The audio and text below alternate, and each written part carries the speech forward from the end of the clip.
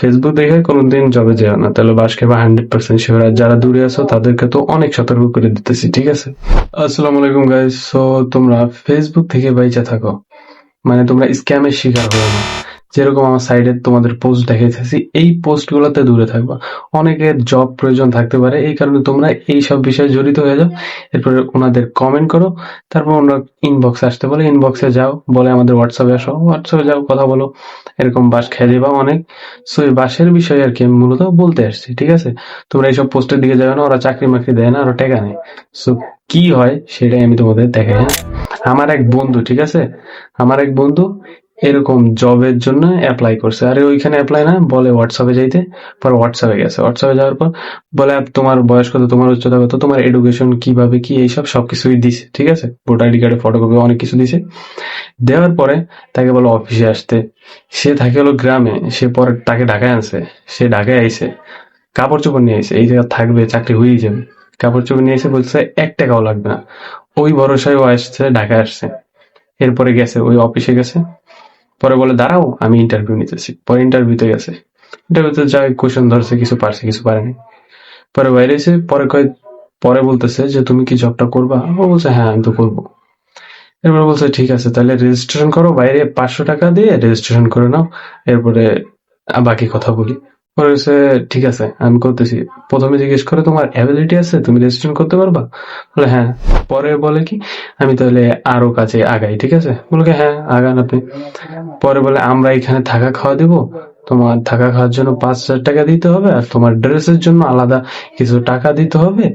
তারপরে তুমি জয়েন করবা, টাকা দিবা, তখন আমি ফোন দিলে তোমরা এসে জয়েন করবা। আর ছেলে কাপড় চোপড় নিয়ে আসছে, বলছে জব লাগবে। পরে বলে তুমি এখান থেকে রেজিস্ট্রেশন করো, ঠিক আছে? রেজিস্ট্রেশন করো।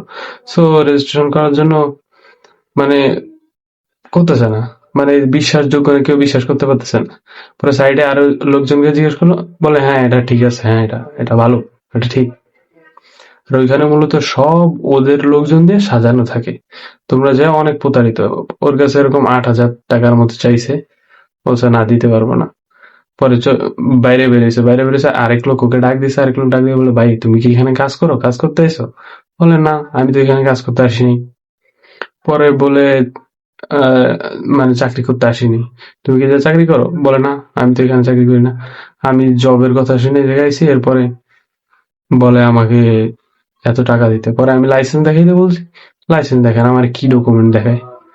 এইভাবে তোমরা প্রতারিত হয়েও না। সো অনলাইনে তোমরা চাকরির খোঁজে যাইও না। তোমরা বিভিন্ন অ্যাপ আছে, সরকারি অ্যাপ, সরকারি চাকরিতে অবশ্য হয় না এখন, তারপর অ্যাপ্লাই করবা। আর অ্যাপ থেকে তোমরা বিভিন্ন কোম্পানির পাইতে পারো, ওইখান থেকে তোমরা অ্যাপ্লিকেশন করবা কিবা সিভি জমা দিবা। কিন্তু তোমরা এই যে ফেসবুকের চক্করে পড়ো না। ধোকা খাইবা, টাকা মেকা সব যাবে, আর তোমরা দূরের এসে হয়রানি হবা। দরকার নেই, এগুলো দরকার নেই। আর পাশে বাসা বাড়ি, মানে ভাই বোন, মানে বড় ভাই বোন আগে থাকতে পারে, তাদের সাথে খবর নেবে, এরপরে তোমরা কোনো জবে যাইবা। বাট এবার ফেসবুক দেখে কোনোদিন জবে যেও না, তাহলে বাস খেবা 100% শিওর। আর যারা দূরে আছো তাদেরকে তো অনেক সতর্ক করে দিতেছি, ঠিক আছে? এইসব চক্করে পড়ার দরকার নেই, এসব চক্করে পড়লেই ফাঁসবা। আর কোনো অ্যাকশন নিবে না, পুলিশ কোনো অ্যাকশন নিবে, তুমি যদি টাকা দাও পরে তোমার টাকা দিবে না। টাকা দেওয়ার পর বলবে যে তোমাকে জব দিতেছি, ওয়েট করো।